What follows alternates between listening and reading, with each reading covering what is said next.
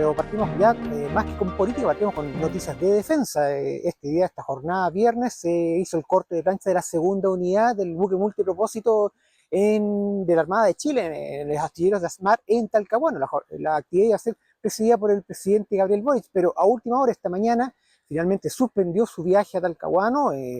para quedarse acá en Santiago para monitorear y estar al pendiente, más cerca de Rancagua, por lo sucedido en la mina El Teniente, el accidente donde falleció un operario el interior de la mina, y otros 5 se mantienen desaparecidos. Están en este momento todo el proceso de búsqueda, así que el presidente optó por quedarse obviamente acá en la zona, y quien presidió finalmente la actividad en Talcahuano fue la ministra de Defensa, Adriana Del Piano. La actividad obviamente es la formalización del inicio de la construcción de la segunda de las unidades. Recordemos que la primera está bastante avanzada, se espera que a principios del próximo año esté lanzándose al mar, y en 2028 esta unidad debería estar entrando durante el primer trimestre de ese año en el servicio de la Armada de Chile. La segunda unidad obviamente empieza su construcción ahora, a medida que se van desocupando los espacios, y obviamente acelerará su construcción una vez que la primera unidad sea lanzada al mar. Eso por lo menos por el lado de defensa. En el mundo político la situación ha estado bastante concentrada, principalmente lo que tiene que ver con la carrera presidencial. El comando de Yanez Jara finalmente vio la luz, la candidata lo anunció, la primera parte de este comando ayer jueves, obviamente, después de bastantes negociaciones al interior de los partidos oficialistas, lo que obviamente da muestra de esta señal de unidad, una señal de unidad a la cual se está plegando el Partido Demócrata Cristiano, que como decimos la semana pasada, estaba pasando por bien, y finalmente le entregó el fin de semana pasado su respaldo a Yanez Jara, obviamente en medio de bastante polémica, un 60-65% de apoyo de las bases para este respaldo. Así que hay que ver también cómo se incorpora el Partido Demócrata Cristiano. Algunos obviamente siguen las críticas de que quizás este respaldo se dio más que por convicciones propias, simplemente por un tema de sobrevivencia, porque se le están respetando algunos cupos parlamentarios en esta negociación que existe para crear una lista única parlamentaria dentro del oficialismo, y también obviamente integrar algunos personeros del partido en el comando de Yanez Jara, obviamente para darle mayor visibilidad. Así que eso todavía está en veremos. La misma candidata anunció ayer que se seguirán incorporando nuevas personas al comando. El comando en la parte económica ya quedó menos estructurado, también en la parte política, así que vamos a seguir esperando cómo va a seguir avanzando ese tema. Así que por lo menos ya dejar ya en tierra derecha, empecé ya su campaña en regiones. Este día viernes estuvo en Talca, en la región del Maule, para obviamente ya empezar a recoger insumos para su campaña en regiones, ver todo el tema de regionalismo y cómo va obviamente a presentarse estos temas regionales, que son bastante importantes fuera de Santiago, tenemos que tener claro eso, para ir desarrollando su programa de campaña en este momento. Así que ya estamos en tierra derecha, por lo menos en el lado del oficialismo. Donde está la bolsa de gatos, podríamos decir de una forma, esa es la oposición. Los choques entre Evelyn Matei con José Antonio Kast alcanzaron bastante fuerza, bastante violencia, especialmente porque la candidata de Chile Vamos anunció que presentaría una querella contra el Partido Republicano, acusándolo de toda esta situación de ataques en su contra, de lo cual la candidata realmente, podríamos decir en cierto modo, perdió los estribos. O sea, quemó bastantes puentes, estaba quemando bastantes puentes con el Partido Republicano, tomando en cuenta que no hay definición en cuanto a arreglos para una lista parlamentaria, y por separado, sin ningún tipo de acuerdo, sin ningún tipo de conversaciones previas, podría obviamente perjudicarlos de cara a enfrentar una lista parlamentaria única por el lado del oficialismo. Las voces obviamente al interior tanto de los partidos, pero también al interior del propio comando de Evelyn Matei saltaron justamente para tratar de bajar la virulencia con la cual estaba reaccionando la candidata Evelyn Matei. Finalmente se logró bajar esto. Ayer jueves en una de las actividades obviamente que se estaban realizando de campaña, se llegó a una especie de acuerdo con José Antonio Kast, unas miradas ahí bastante decidoras, o sea, bastante más tranquilo. Belén Matei no del todo contenta, pero por lo menos este tema se bajó en pro de la campaña de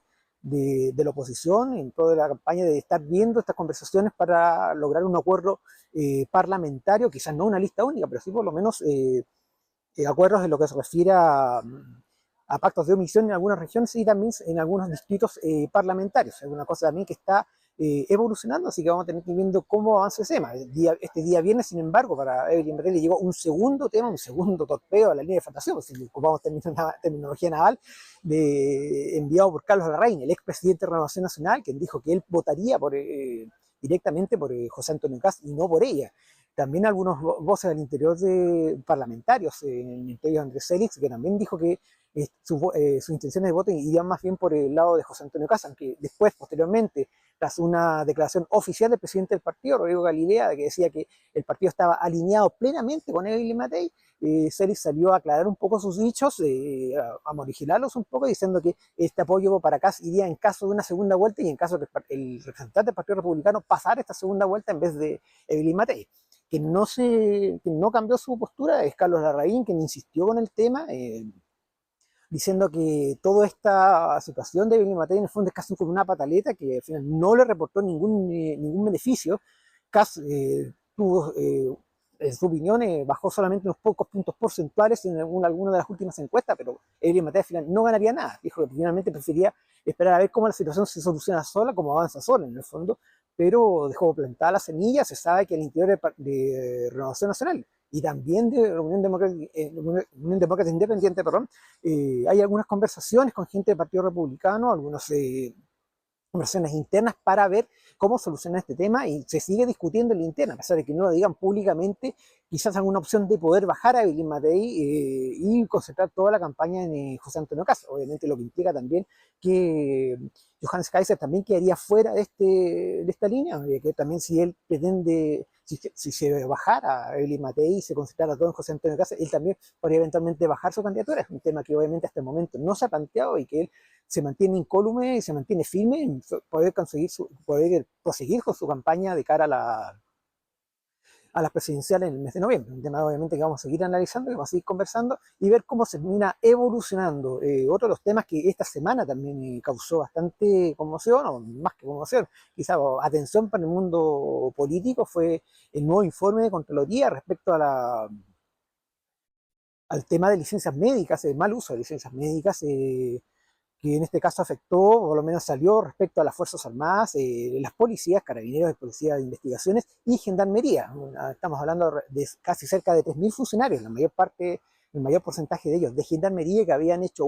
mal uso de licencias médicas, aprovechando situación para poder viajar al extranjero. La ministra de Defensa, Adriana del Piano, anunció una inmediata investigación y exigió a las Fuerzas Armadas, por su lado, que iniciaran en un plazo de 72 horas, una vez que le llegara oficialmente a ellas el informe de Contraloría, iniciar investigaciones sumarias internas para poder aclarar esta situación, y que en un plazo obviamente de 20 días, un mes, tendría que tener ya claridad respecto a lo sucedido en torno a las instituciones. En todo caso se habla en un principio quizás se estaría afectando más bien a personal civil, a personal administrativo, más que a personal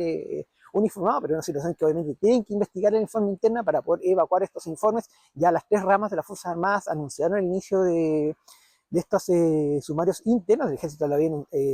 iniciado previamente ya, porque se habían presentado algunos casos que se habían detectado, y las otras ramas también anunciaron seguir las instrucciones que le había dado la ministra de Defensa en este tema para poder clarificar lo que sucedió. Desde el lado también desde el Ministerio del Interior, Ministerio de Seguridad, creo que sí, y también del Ministerio de Justicia, lo que se refiere a PDI, Gendarmería, también se anunciaron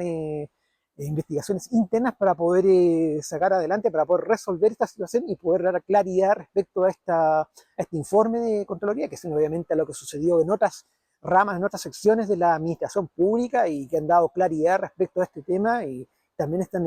sacando adelante algunas medidas que habría que tomar para evitar este mal uso de licencias médicas. Algunos también hay que ver cómo se va a arreglar esta situación respecto a la nueva legislación, las nuevas ordenanzas al respecto, para evitar choques con los empleados públicos que no quieren ver menoscabados obviamente sus derechos. Hay que ver ahí también un punto intermedio para poder hacer cumplir la ley, pero también que no implique perjudicar a los empleados públicos con medidas que puedan resultar en exceso punitivas al respecto. Bueno, es todo lo que ha sucedido esta semana, los puntos principales de lo que ha acontecido esta semana. Para Infogate, acá desde el Palacio de la Moneda, la otra cara de la moneda, el periodista Mario Escari.